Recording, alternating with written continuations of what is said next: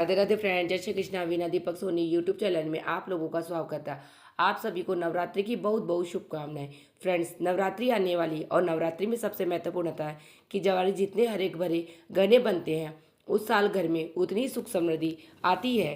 हरे भरे और घने जवारे का उज्ज्वल भविष्य का भी प्रतीक माना जाती है। फ्रेंड्स, हमारे यहाँ पे बहुत से लोग कुछ गलतियाँ कर लेते हैं जिसके कारण उनके जवारे अच्छे नहीं होते। आज की वीडियो में मैं आपको बहुत ही सरल विधि बताऊंगी ताकि आपके जवारे भी हरे भरे घने हो। और जवारे लगाने के लिए सबसे पहले हम मिट्टी का पात्र ले लेंगे। हमारे यहाँ पे मिट्टी के पात्र में लगा सकते हैं तो आप मिट्टी का पात्र लगा लें। इसके अलावा आप किसी अन्य पात्र में, जैसे कुछ लोग थाली में निकाल लेते हैं, किसी बर्तन में ले लेते हैं, या कुछ लोग ज़मीन पे भी जवारे लगा सकते हैं। आपके यहाँ पर जो भी रिवाज हो आप उस तरीके से कर सकते हैं। तो यहाँ पे जवारे उगाने से पहले सर्वप्रथम हमने बात कर लेंगे कि हम यहाँ पर जो भी बर्तन है जिसमें हमें जवारे लगाने उसे अच्छे से साफ़ कर लेंगे।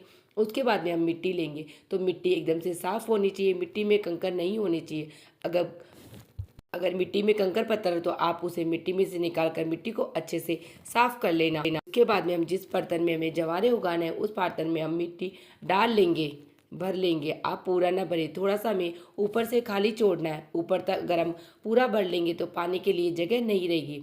तो आप देखिए इस तरह से भर ले, थोड़ा सा ऊपर हमें खाली छोड़ देना है। इसके बाद थोड़ी सी सूखी मिट्टी आप इसमें से निकाल कर अलग रख कीजिए। बाकी मिट्टी को हम थोड़ा सा गीला कर लेंगे, क्योंकि अगर मिट्टी गीली होगी तो हमारे जवारे बहुत जल्दी अंकुरित होकर बाहर निकलेंगे, यानी बहुत जल्दी हमारे जवारे उग जाएंगे। अगर आप इस विधि से जवारे जोएंगे तो एक दिन में आपके जवारे जैसे कि अंकुरित हो जाएंगे। जवारे लगाए तो काल ही आपके जवारे अंकुरित होकर दिखाई देने लेंगे। तो इस तरह से हमने गीला कर लिया है मिट्टी को अच्छे से गीला करने के बाद देखिए मैंने रात को ही जवारे भिगो दिए। अगर आपको जवारे बोए जाते हैं तो आप कम से कम जवारे को 5 से 6 घंटे पहले पानी में भिगो देना, जिससे जो जवारे हैं खाली जवारे ऊपर की तरफ आ जाएंगे जिनमें गेहूँ नहीं है, और जो काल और अच्छे जवारे होंगे वो नीचे की तरफ बैठ जाएंगे। तो इस प्रकार हमें जो ऊपर आए हुए जवारे को नहीं उगाना, उन्हें बाहर निकाल देना है। और जवारे जो नीचे बैठ गए उनमें बीज होगा वह जवारे हम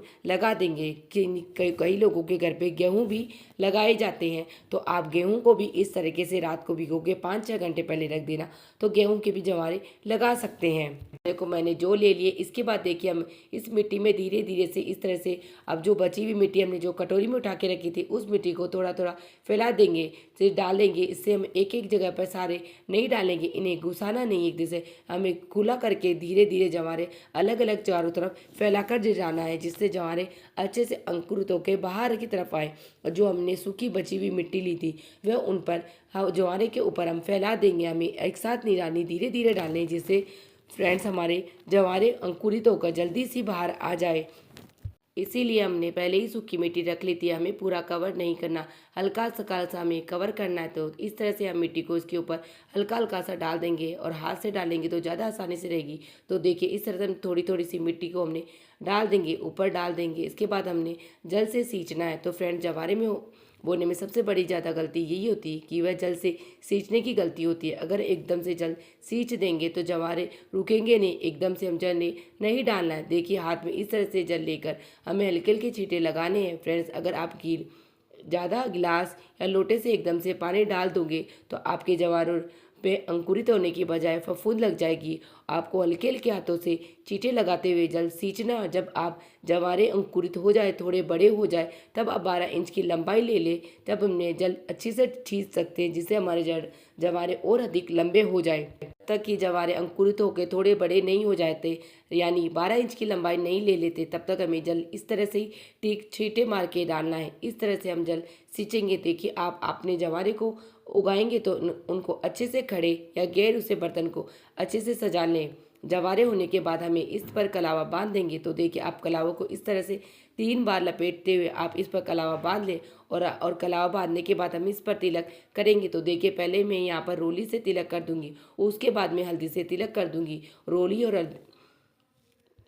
हल्दी को बहुत ही शुभ माना जाता है, तो आप रोली और हल्दी से तिलक कर सकते हैं। आप खड़े ले अगर आपको अत्यधिक सजाना तो आप ओम इस प्रकार बना के भी सजा सकते हैं। इस पर स्वस्तिक भी बना सकते हैं, कोई भी सूचना इस पर बनाकर इसे सजा सकते हैं। इसके बाद देखिए आप एक थाली ले लें, थाली को इस तरह से हम इस पर ढक देंगे। उसके बाद थाली के ऊपर हम स्वस्तिक बना लेंगे। पहले 1-2 दिन तो आप हमारे यहाँ पे इस तरह से ढक कर, ताकि हमारे जवारे बहुत जल्दी जल्दी अंकुरित हो जाए। अगर आप जवार याद रखें ताकि हमारे जवारे बहुत जल्दी अंकुरित हो जाए। अगर जवारे याद रखें कि इससे जल्दी मोस्टेड बनेगा और जल्दी से आपके जवारे अंकित हो जाएंगे। इस विधि से अगर आप जवारे बोते हैं तो अगले ही दिन आपके जवारे अंकुरित हो चुके होंगे, जल्दी से आपके जवारे ग्रो भी करेंगे। अगर फ्रेंड्स आप लोग भी इस तरीके से नवरात्रि पे जवारे बोते हैं तो आपके जवारे भी हरे भरे घने होंगे और जिससे आपके घर में पूरी साल बरकत बनी रहेगी और माता रानी का आशीर्वाद भी बना रहेगा। आप सबको मेरी नवरात्रि की जो बोने की विधि कैसी लगी मुझे कमेंट बॉक्स में जय माता दी लिख के जरूर बताना। और आप लोगों के लिए मेरी वीडियो थोड़ी सी भी यूजफुल है तो वीडियो को लाइक कर लेना और चैनल को सब्सक्राइब कर लेना, जिससे आने वाली वीडियो का नोटिफिकेशन आप लोगों को मिल सके। वीडियो देखने के लिए आप सभी का धन्यवाद। मिलते हैं नेक्स्ट वीडियो में। जय श्री कृष्णा, राधे राधे। और आप सभी को नवरात्रि की बहुत बहुत शुभकामनाएं। और मेरे चैनल पे नवरात्रि से जुड़ी हुई सारी वीडियो अपलोड हो गई है तो आप वहाँ से वह वीडियो देख सकते हैं।